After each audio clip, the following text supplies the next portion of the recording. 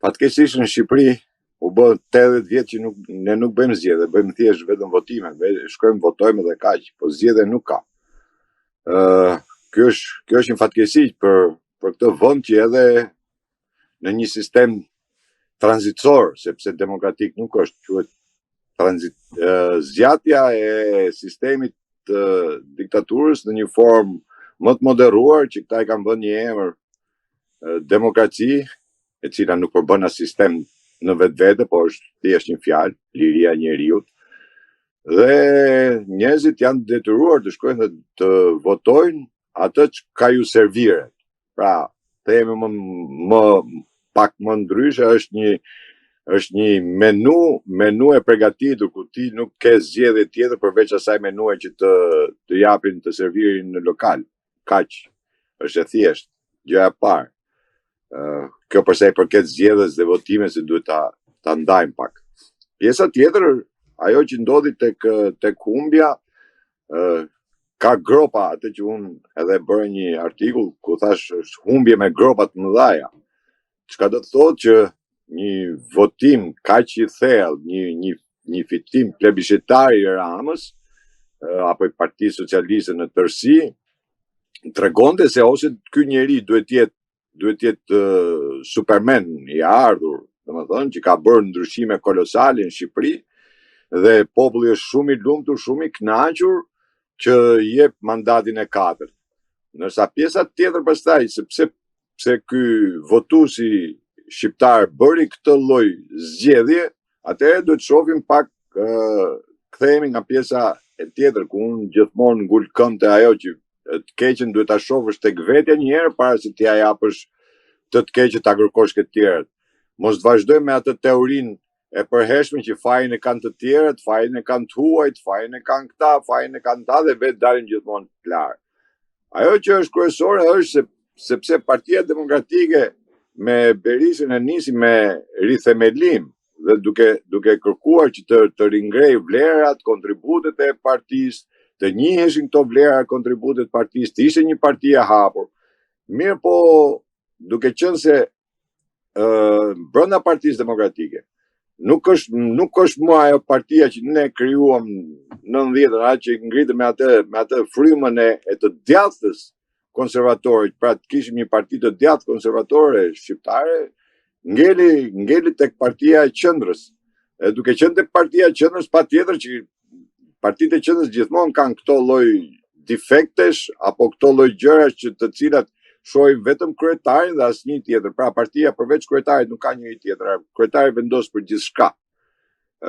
Duke vendosur për gjithçka, pam që listat e përfaqësimit të Partisë Demokratike ishin lista shumë dobta. Domethënë, po me të njëjtat figura, po me të njëjtat njerëz, këta njerëz janë në kryesi, këta njerëz janë këshill kombëtar, këta njerëz janë deputet. Pra është një parti e mbyllur, themi hapët fare, që nuk përcjell absolutisht asgjë.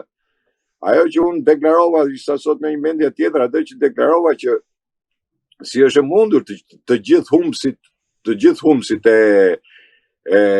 votimeve lokale, pra ata që ishin kandidat për në kryetar bashkish dhe që ishin humbës, të gjithë u futen në listat e mbyllura të partisë. Kështu që kjo nuk dha frym, dhe po ta shohësh fushatën në tërësi, fushata nuk jep një fushatë e cila do jepte frymën, sepse nuk ndërtojnë dot kauza. Po së ndërtove kauza nuk mundesh të bësh, domethënë, të japësh siguri votuesit, sepse unë jam me atë pjesën që votuesit nuk i lypet vota, nuk i kërkohet, i merret. Mirë po këta nuk e kuptojnë se si merret me kauz, merret me frym, merret me siguri.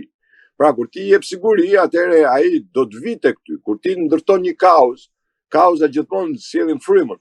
Dhe këta nuk e bën këtë, nuk arritën ta bëjnë. Dhe tani fillojnë edhe justifikohen me atë vjedhje na vodhi, na bëri makineria shtetërore, gjë që dihesh.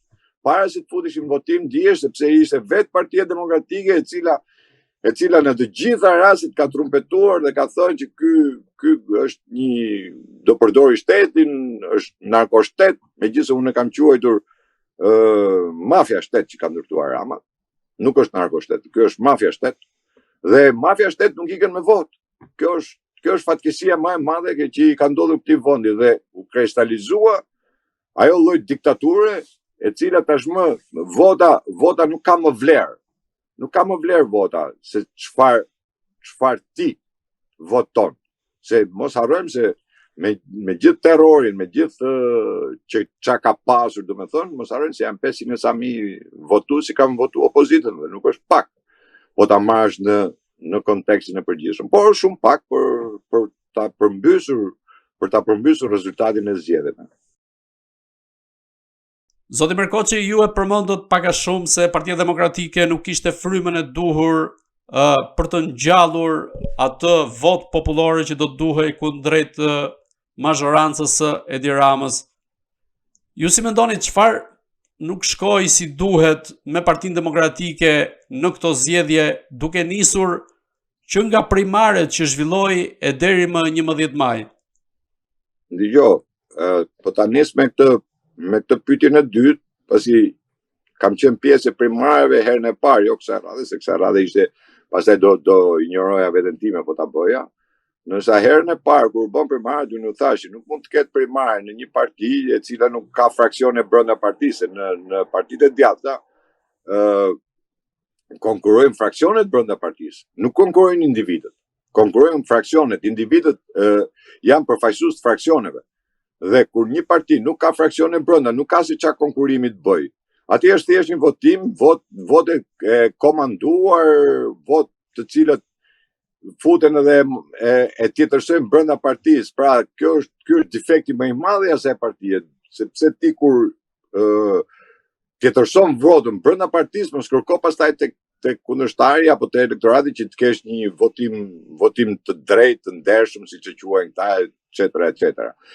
Por ajo që është kryesorja, pastaj kthehemi ke pyetja e parë që më bëhet është lista përfaqësimit të Partisë Demokratike, sepse janë po të njëjtët njerëz, të cilët kanë 12 vjet që janë opozitë, 12 vjet që e ngrenë popullin, 12 vjet që thonë kjo është hera fundit, 12 vjet që thanë do bëjmë revolucione, do bëjmë mosbindje civile, me Ramën nuk futemi në zgjedhje, nuk di, o sot o kur, tash është rradha jonë që ishte një nga gjërat domethënë më të palogjikshme që kam dëgjuar ndonjëherë kur thonë është rradha jonë.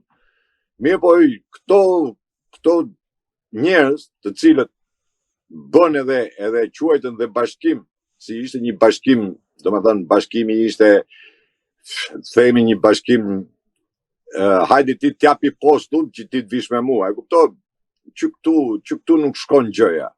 Sepse dhe u pa, domethënë, që të gjithë këta që erdhën gjoja u bashkuan, merr dhe sekretarin e përgjithshëm Partisë Demokratike Gazmend Bari, që u zhduk 4 ditët e fundit, u zhduk nga fieri, nuk dihesh se ku i ishte. Dhe morën atë rezultat që morën. Po kjo ka ndodhur në të gjithë Shqipërinë, jo vetëm atje, në të gjithë Shqipërinë ka ndodhur.